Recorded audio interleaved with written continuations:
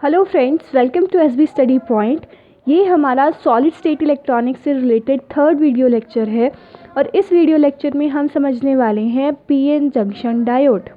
तो चलिए शुरू करते हैं फ्रेंड्स। हम सबसे पहले इसके नाम को समझते हैं कि क्या है पीएन जंक्शन डायोड वर्ड का मतलब। तो देखिए फ्रेंड्स, ये तीन चीज़ों से मिलकर बना है। First is PN, second is junction and the third is diode. ठीक है, यहाँ पर ये जो पीएन वर्ड यूज़ किया गया है, ये यूज़ किया गया है एक्सट्रिंसिक सेमीकंडक्टर्स के लिए। लास्ट वीडियो में हमने समझा था कि जो एक्सट्रिंसिक सेमीकंडक्टर्स होते हैं वो आपके दो टाइप के होते हैं। फर्स्ट होता है P type extrinsic semiconductor, second होता है आपका एन टाइप सेमीकंडक्टर, राइट। तो यहाँ पर पीएन वर्ड एक्सट्रिंसिक सेमीकंडक्टर्स के लिए यूज़ किया गया है।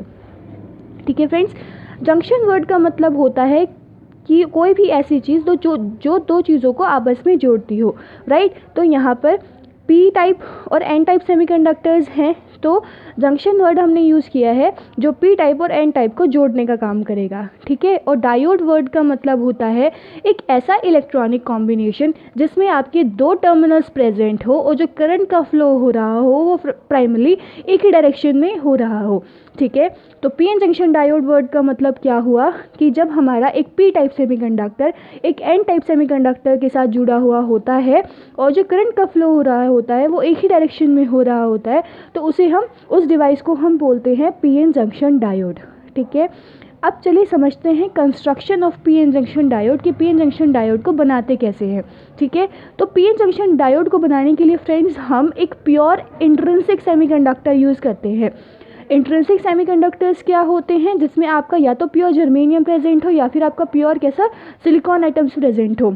ठीक है, तो उसको हम बोलते हैं इंट्रिंसिक सेमीकंडक्टर्स। ठीक है, अब हम क्या करेंगे कि हम इंट्रिंसिक सेमीकंडक्टर्स में एक साइड तो ट्राईवेलेंट इम्प्योरिटी ऐड करेंगे और दूसरी साइड हम ऐड करेंगे पेंटावेलेंट इम्प्योरिटी।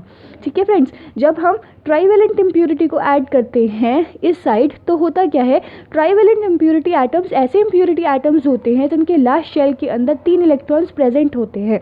हमने एक ऐसा एग्जाम्पल लिया एल्यूमिनियम का। एल्यूमिनियम के जो लास्ट शेल होता है उसमें 3 इलेक्ट्रॉन्स प्रेजेंट होते हैं ना, तो एल्यूमिनियम के 3 इलेक्ट्रॉन जर्मेनियम के 3 इलेक्ट्रॉन्स के साथ बॉन्ड बना लेते हैं, लेकिन एक जगह खाली रह जाती है। यहाँ पर बॉन्ड बनाने के लिए कोई भी इलेक्ट्रॉन एल्यूमिनियम के पास अवेलेबल नहीं है। ठीक है, इस खाली वैलेंसी को ही होल बोला जाता है और ऐसा माना जाता है कि इस होल पर पॉजिटिव चार्ज होता है।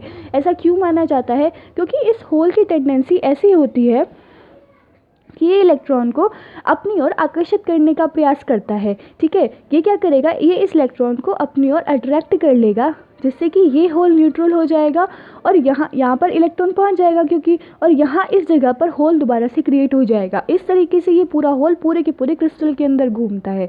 ठीक है, इसी वजह से यहाँ पर पी टाइप में जो मेजॉरिटी चार्ज कैरियर्स होते हैं वो होल्स होते हैं। ठीक है, लेकिन इसका मतलब ये नहीं है कि हम पी टाइप सेमीकंडक्टर को पॉजिटिवली चार्ज बोल देंगे।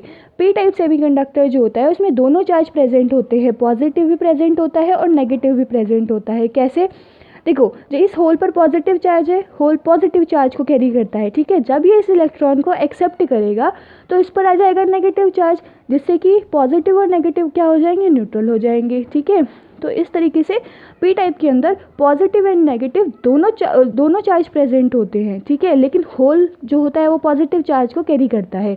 ओके, अब आप इधर देखिए, इस साइड हमने ऐड की है पेंटावेलेंट इम्प्योरिटी। पेंटावेलेंट इम्प्योरिटी कैसी होती है, जिस एटम के लास्ट शेल में आपके 5 इलेक्ट्रॉन्स प्रेजेंट होते हैं उसको हम पेंटावेलेंट इम्प्योरिटी बोला जाता है। ठीक है, अब ऐसा हमने एक एग्जांपल लिया फास्फोरस का। फास्फोरस के लास्ट शेल में 5 इलेक्ट्रॉन्स प्रेजेंट होते हैं। ठीक है, तो फास्फोरस क्या करता है, अपने 4 इलेक्ट्रॉन्स और जर्मेनियम के 4 इलेक्ट्रॉन्स के साथ बॉन्ड बना लेता है और इसमें एक इलेक्ट्रॉन फ्री रह जाता है। ये फ्री इलेक्ट्रॉन्स ही क्या करते हैं, कंडक्टिविटी को बढ़ाते हैं। ठीक है, अब ये भी हम इसको कम्प्लीटली नेगेटिवली चार्ज नहीं बोल सकते हैं। यहाँ पर भी जब ये इलेक्ट्रॉन जो होता है होल के पास जाता है तो उस पर यहाँ पर पॉजिटिव आ जाता है। तो इस तरीके से पॉजिटिव और नेगेटिव दोनों चार्ज जो होते हैं वो प्रेजेंट होते हैं। ठीक है, और इलेक्ट्रॉन नेगेटिव चार्ज को कैरी करता है। तो इस तरीके से ये हमारा अभी एक पीएन जंक्शन बना है। ठीक है, ये क्या बना है, पीएन जंक्शन। अब इसकी वर्किंग को समझना शुरू करते हैं कि कैसे ये पीएन जंक्शन डायोड करंट को फ्लो करवाता है, राइट। तो देखिए फ्रेंड्स, ये हमारे पास एक पीएन जंक्शन डायोड है ओके। इसके इस साइड हमने होल्स रखे हैं, होल्स पर पॉजिटिव चार्ज होता है और ये साइड हमारी नेगेटिव साइड है, यहाँ पर हमारे इलेक्ट्रॉन्स प्रेजेंट हैं। ओके। तो फ्रेंड्स होता क्या है कि ये जो जंक्शन है इसके जो बिल्कुल पास वाले इलेक्ट्रॉन्स होते हैं ना, ये जंक्शन के जो पास वाले इलेक्ट्रॉन्स होते हैं, अब इलेक्ट्रॉन पर कैसा चार्ज होता है, नेगेटिव, तो ये क्या करते हैं, ये पॉजिटिव की ओर अट्रैक्टिव होते हैं और ये जो इलेक्ट्रॉन होते हैं ये जंक्शन के इधर आ जाते हैं। ठीक है, जंक्शन के इधर डिफ्यूज़ होना स्टार्ट हो जाते हैं। इसी तरीके से ये जो होल्स होते हैं इन पर पॉजिटिव चार्ज होता है, तो ये जंक्शन के इस ओर मूव करना शुरू कर देते हैं। इलेक्ट्रॉन्स इधर जाते हैं और होल्स इधर जाना शुरू कर देते हैं। ठीक है, तो ये इलेक्ट्रॉन इन होल्स को न्यूट्रल कर देते हैं और यहाँ के जो होल्स होते हैं वो इधर के इलेक्ट्रॉन्स को न्यूट्रल कर देते हैं। आप इसे ऐसे भी समझ सकते हो जैसे कि हमारे पास फॉर एग्जांपल एक गैस का कंटेनर है। ठीक है, इस साइड कोई और गैस भरी हुई है, इस साइड कोई और गैस भरी हुई है और ये जंक्शन लगा हुआ है। अगर आप इस जंक्शन को हटा देते हैं तो ये गैस क्या करती है, इधर फ्लो करना शुरू कर देती है और ये गैस तब तक फ्लो करती है जब तक कि इक्विलिब्रियम स्टेट ना आ जाए। ठीक है, यहाँ पर डिफ्यूज़ होना स्टार्ट कर देती है ये गैस। इसी तरीके से यहाँ पर ये इलेक्ट्रॉन्स भी इधर की साइड डिफ्यूज़ करना स्टार्ट कर देते हैं, जिससे कि हमारा इस पीएन जंक्शन डायोड के अंदर क्या होता है, एक डिफ्यूजन करंट फ्लो करता है। क्या करंट फ्लो करता है, डिफ्यूज़न करंट फ्लो करता है। पर ये डिफ्यूज़न करंट जो होता है बहुत ही कम अमाउंट में होता है। ये केवल तब तक फ्लो करता है जब ये इलेक्ट्रॉन मूव कर रहा होता है। जैसे ही इलेक्ट्रॉन वहाँ पहुँच जाता है तो ये करंट जो होता है, ये करंट खत्म हो जाता है। ठीक है, तो ये करंट जो होता है बहुत ही कम अमाउंट में होता है। अब आप ये देखिए, यहाँ पर पॉजिटिव चार्ज है जंक्शन के इस साइड और जंक्शन के इस साइड आपका नेगेटिव चार्ज है। पॉजिटिव चार्ज को हम क्या बोलते हैं, हाई पोटेंशियल, और नेगेटिव चार्ज को क्या बोला जाता है, लो पोटेंशियल। जिससे होता ये है कि हाई पोटेंशियल और लो पोटेंशियल के बीच डिफरेंस क्रिएट हो जाता है, उसे ही हम क्या बोलते हैं, उसे बोला जाता है पोटेंशियल डिफरेंस। ठीक है, उसको हम बोलते हैं पोटेंशियल डिफरेंस।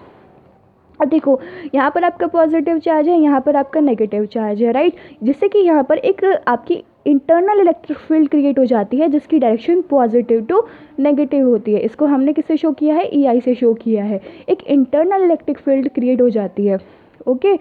अब आप फ्रेंड्स ये देखिए कि जंक्शन के दोनों ओर आप क्या देख रहे हो, यहाँ के जो इलेक्ट्रॉन्स थे वो यहाँ जाकर होल्स को न्यूट्रल कर दिया और यहाँ के जो होल्स थे इन्होंने यहाँ जाकर इलेक्ट्रॉन्स को न्यूट्रल कर दिया। तो कुछ समय बाद क्या होगा कि जंक्शन के दोनों ओर एक ऐसा रीजन बन जाएगा जहाँ पर ना तो कोई मूविंग इलेक्ट्रॉन ही होगा और ना ही कोई मूविंग होल ही होगा। ठीक है, एक ऐसा रीजन बन जाएगा जंक्शन के दोनों ओर जहाँ पर कोई भी मूविंग चार्ज प्रेजेंट नहीं होगा, कोई भी मोबाइल चार्ज प्रेजेंट नहीं होगा। उस रीजन को हम बोलते हैं डिप्लीशन रीजन। ये जो रीजन है ये शो कर रहा है डिप्लीशन रीजन को और एक ये लेयर सी बन गई है, दैट्स व्हाई इसको हम बोलते हैं डिप्लीशन लेयर। ठीक है, ये जो होती है 10⁻⁻⁶ मीटर कोटि की होती है। ठीक है, और यहाँ पर एक ऐसा रीजन बन चुका है अब जिससे कि यहाँ पर कोई भी आपका मूविंग चार्ज प्रेजेंट नहीं है। अब होगा क्या कि यहाँ के इलेक्ट्रॉन्स इधर नहीं जा पाएंगे इस डिप्लीशन लेयर की वजह से और यहाँ के जो होल्स है वो इधर नहीं जा पाएंगे। ठीक है, क्योंकि यहाँ पर एक हमारा बैरियर क्रिएट हो गया है। क्या क्रिएट हो गया, एक बैरियर क्रिएट हो गया है। अब अगर हम इस पीएन जंक्शन डायोड के अंदर करंट का फ्लो करवाना चाहते हैं तो सबसे पहले हमें इस बैरियर को क्या करना पड़ेगा, इस बैरियर को यहाँ से तोड़ना पड़ेगा, इस बैरियर को यहाँ से हटाना पड़ेगा। उस बैरियर को यहाँ से हटाने के लिए हम क्या करते हैं, हम इस पीएन जंक्शन डायोड से एक बैटरी को कनेक्ट कर देते हैं। क्या करते हैं, हम एक बैटरी को कनेक्ट कर देते हैं जिससे कि हम यहाँ बैटरी से वोल्टेज को देना शुरू करते हैं।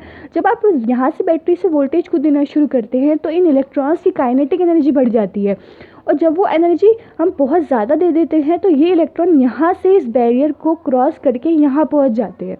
ठीक है, इस पॉजिटिव चार्ज के अट्रैक्शन के विरुद्ध हमारे जो इलेक्ट्रॉन्स होते हैं उनकी काइनेटिक एनर्जी बहुत ज़्यादा हो जाती है और वो यहाँ आ जाते हैं, क्योंकि ये जो पॉजिटिव चार्ज होता है ना वो भी इस इलेक्ट्रॉन्स को उधर नहीं जाने देता, वो यहीं पर इनका अट्रैक्शन शो करता है।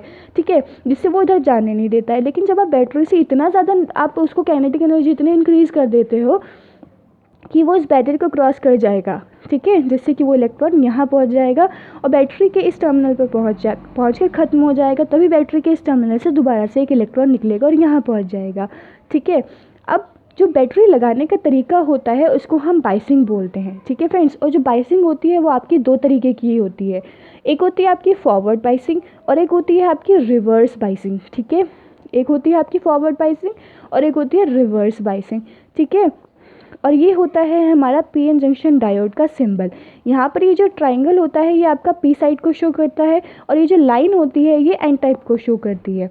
ओके फ्रेंड्स, तो इस वीडियो में अभी हम यही समझते हैं। नेक्स्ट वीडियो में हम बाइसिंग करना सीखेंगे कि कैसे हम पीएन जंक्शन डायोड से बाइसिंग कर हम यहाँ पर करंट का फ्लो करवा सकते हैं। अभी के लिए थैंक्स फॉर वॉचिंग। अगर आपको वीडियो अच्छी लगी तो वीडियो को लाइक कीजिएगा और चैनल को सब्सक्राइब कीजिएगा। Thank you.